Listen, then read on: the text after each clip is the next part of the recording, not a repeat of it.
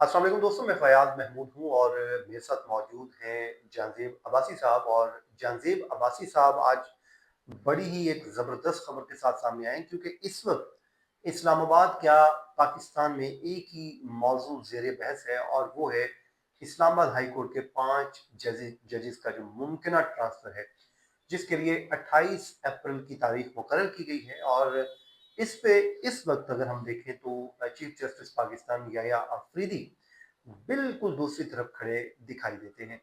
अब ऐसे में जो जजेस का ट्रांसफर क्यों किया जा रहा है, वो 5 वजूहात कौन सी हैं जो चीफ जस्टिस ऑफिस से चीजें जो सामने आई हैं, और दीगर जो डिटेल सामने लेके आए हैं हमारे जानजेब अब्बासी और साहब बिलखसूस एक्सक्लूसिवली। मशरिक़ वस्ता की सूरत हाल पे एक डेवलपमेंट है, उस पे भी जी, बात उस करेंगे। पे भी हम बात करेंगे, लेकिन हम पहले शुरू करते हैं जजेस के मामले के ऊपर ही, कि अब्बासी साहब आसान अल्फाज में बताएं कि याहिया अफरीदी साहब अचानक से ये जजेस के ट्रांसफर के खिलाफ क्यों हो गए?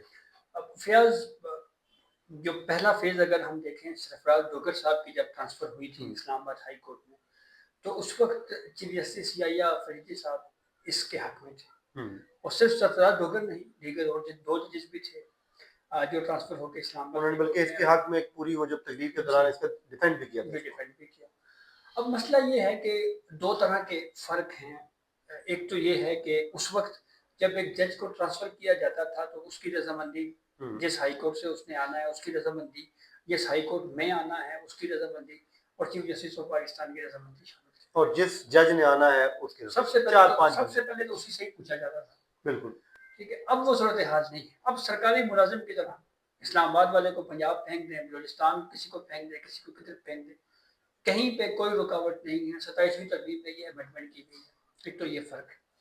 तो ये अब्बासी साहब, वो जजेस, वो जो जुडिशरी की इंडिपेंडेंस ऑफ जुडिशरी की बात की जाती थी, वो किधर रह गई फिर इस यही पूरे सवाल मामले में? यही सवाल याहिया आफरीदी साहब ने उठाया है।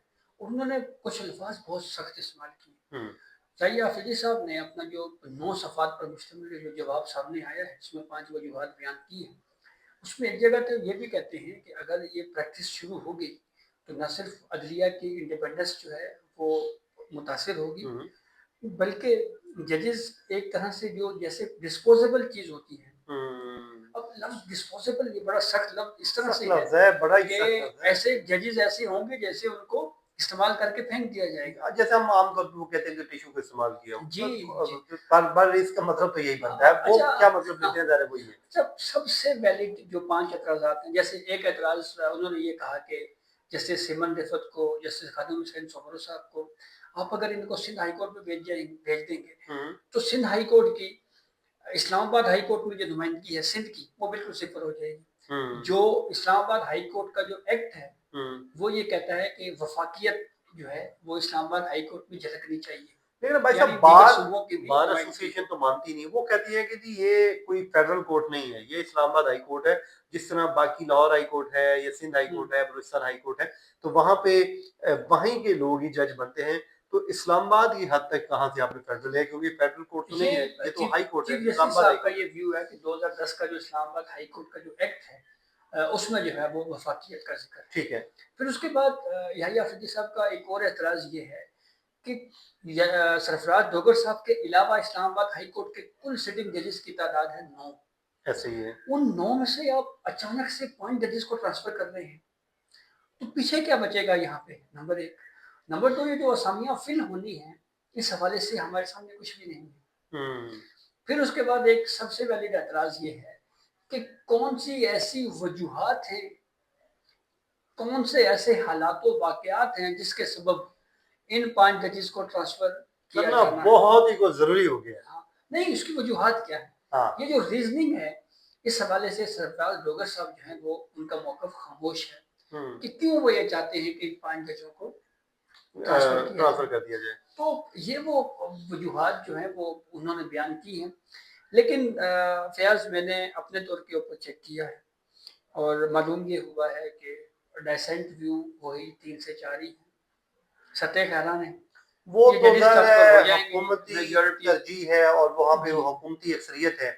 और हुकूमत जब चाहेगी वहाँ पे उस कमीशन में देखें, अगर हुकूमत की अक्सरियत ना होती तो ये तो इजलास होना ही नहीं था। जी। वो तो रिक्वेजिशन पे उन्होंने इजलास बुला लिया है, तो और उसी की बुनियाद पे ही जजेस को अब एक और बड़ी दिलचस्प चीज़ सामने आई है अब्बासी साहब, और वो वाक़ई परेशान-कुन है। 2-3 चीज़ें हैं, उनमें से एक चीज़ है कि इनको सिर्फ़ ट्रांसफ़र करने की बात नहीं की जा रही। हुँ, इनको जो इलाकाई बेंचेज़ हैं, वहाँ पे भेजने की बात की जा रही है। मिसाल के तौर पे मैं आपको एग्ज़ाम्पल दे देता हूँ। सखर बेंच सखर किसी को बेंच में भेज किसी को भेज दिया, दिया जाएगा, बाबर सत्तार साहब को पेशावर के अंदर जो बनू बेंच है, वहाँ पे इस तरह जो मोहसिन कियानी साहब हैं, इनको भी।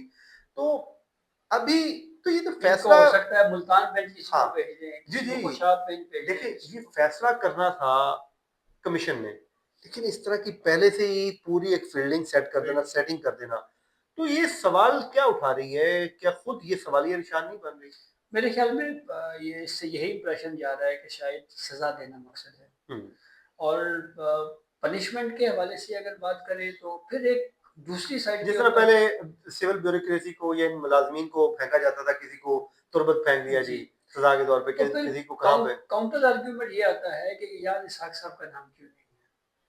मतलब अगर ज़हन में वो तो ये है कि नहीं, तो वो तो 5 सर जजों के आपने खत का खबर दे मामला रखी है है, वो तो एक आपने खबर दे रखी कि है जुडिशल कि काउंसिल में सुप्रीम जुडिशल प्रोसीडिंग चल काउंसिल रही में है। प्रोसीडिंग चल रही है और वो नेक्स्ट स्टेज में दाखिल हो चुकी है। जी, तो हो सकता है उनका इंतज़ाम वहीं पे हो जाए, जैसे जहांगीर बिल्कुल साहब ऐसा का ही हाई कोर्ट ने कर दिया। हालाँकि हाई कोर्ट ने जिस तरीके से इंतज़ाम किया है और वो फेडरल आईनी कोर्ट जो है रख के बैठी हुई है, तो वो भी तो कहीं न कहीं, कभी न कभी जाके उसने भी तो खुलना है मामले को। बिल्कुल ऐसे ही है और इस सारी सूरत-ए-हाल में कि वो पूरे जुडिशल कमीशन के समझे इख्तियारात इस्तेमाल कर दिए और जज को घर भेज दिया। जी, लेकिन फ़याज़ जो जवाब चीफ जस्टिस याहिया आफ़रीदी साहब का सामने आया है, एक खबर और भी है और वो आपको पता है डिस्कशन इस वक़्त 28वीं तरमीम की चल रही है हुँ, और जो बातें हम तक बड़े सीनियर वकीलों के ज़रिए पहुँची हैं, हुँ, उसमें तो कुछ इस तरह की भी बातें भी हमें सुनने को मिली हैं जनाब के जो सुप्रीम कोर्ट है, इसको एक बस कोर्ट ऑफ अपील के तौर के ऊपर इसका स्टेटस कर दिया जाएगा। बिल्कुल। यानी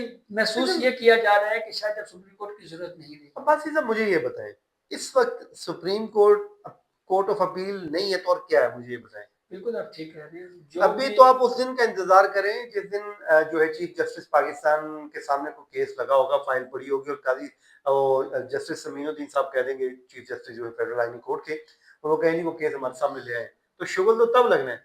ये भी डिस्कशन एक जगह पे हुई है। मैं आपको अच्छा, एक इंटरेस्टिंग बात बताऊँ, वो डिस्कशन उस वक़्त हुई जब याहिया अफरीदी साहब के बेंच में इमरान खान की मुलाकात के लिए फ्रेंड ऑफ द कोर्ट जब सलमान सफदर साहब को अच्छा, बुलाया गया, तो उस वक़्त हुकूमत ने इस बात का इज़हार किया अच्छा, कि जनाब चीफ जस्टिस याहिया अफरीदी साहब, आप अपने इख्तियार से तजावुज़ कर रहे हैं। अच्छा। ये इख्तियार आपके पास नहीं है। लेकिन मतलब यूँ समझिए कि हुकूमत ने इशारा एक इशारतन याद ये दहानी बात करवा कही दी। कि जनाब ये कर्टेसी में जो है वो हमने फ्रेंड ऑफ द कोर्ट बना दिया है। अदरवाइज़ ये इख्तियार तो आपके पास नहीं था। हुँ, और अगर कोई थोड़ा-सी भी अगर मज़ीद क्रीज़ से बाहर निकलने की कोशिश की जाती, तो फिर मेरे ख़्याल में फेडरल कॉन्स्टिट्यूशनल कोर्ट में एक पिटीशन आ जानी थी और उन्होंने सामने आ जाना कि था। जनाब याहिया अफरीदी साहब के पास तो ये इख्तियार ही नहीं और वो टेकअप हो जानी थी। ज़ाहिर है, वो तो बिल्कुल हो और जानी थी। ये पैगामात तो अदालती फैसलों के ज़रिए फेडरल कॉन्स्टिट्यूशनल कोर्ट तो जनाब देती रही है और वो देखें ना कि इससे जनाब ये क्या, तशरीह हम कर सकते हैं, आपके पास कोई और अभी इख्तियार वो नहीं। तशरीह उन्होंने ही करनी है, उन्होंने ही करनी है। और ये वैसे भी जो ये ओहदा है चीफ जस्टिस पाकिस्तान का, ये मेरे ख्याल में पर्सन स्पेसिफिक है और ये अफरीदी साहब की हद तक है। लेकिन जो इंटरनल जुडिशरी की हालात है ना, वो कई अच्छे नहीं हैं, हुँ, डिवीज़न बहुत ज़्यादा है। मिसाल के तौर के ऊपर जो टी रूम्स हैं, वहाँ पे या बार रूम्स के अंदर ये डिस्कशनें चल रही हैं, काफ़ी टाइम से चल रही हैं कि सीनियर जजेस को क्यों नज़रअंदाज किया जाए और फेडरल कॉन्स्टिट्यूशनल कोर्ट में हमें क्यों नहीं लेके जाया गया। हुँ, ये बज़ाते खुद एक वजह तो है या एक सवाल तो अपनी जगह के ऊपर मौजूद है कि क्यों सीनियर जजेस को नज़रअंदाज किया ऐसे गया हुआ। या जो फेडरल कॉन्स्टिट्यूशनल कोर्ट के लिए जजेस की नॉमिनेशन का जो प्रिंसिपल था या तरीक़ाकार था, वो क्या था? क्या था? बस मिसाल के तौर पे जस्टिस मंसूर अली शाह ठीक है रिज़ाइन देंगे, जस्टिस मुनीब अख्तर को फेडरल कॉन्स्टिट्यूशनल कोर्ट में क्यों नहीं लेके गए? हुँ, वजह क्या है? हमें नहीं पता। जस्टिस आयशा मलिक साहिबा हैं, जस्टिस जमाल बंदोखेल हैं, जस्टिस नईम अख्तर अफ़गान हैं, तो इन जजेस को नहीं लेके जाया गया। जस्टिस मोहम्मद अली महसन साहब को नहीं लेके गए। हुँ, गो के उनके बारे में चल रहा है जी कि आगे आने वाले वक़्त में हो सकता है वो चीफ जस्टिस ऑफ पाकिस्तान अगर कोई सिलसिला इस तरह का रहा, चीफ जस्टिस सुप्रीम कोर्ट जो 28वीं तरमीम के बारे में बातें की जा रही हैं, तो मतलब कहने का मतलब ये है कि गैर यकीनी सूरत-ए-हाल जुडिशरी के वो है अंदर और जो है। इस तरह की मुख्तलिफ बातें भी चल रही हैं। चलें, ये मौजूद हम इसको यहीं पे वाइंड अप करते हैं और अगले सेशन के लिए हम इसको जी। जो है वो कंटिन्यू करेंगे जब हमारे पास नई इस पे इन्फॉर्मेशन आएगी।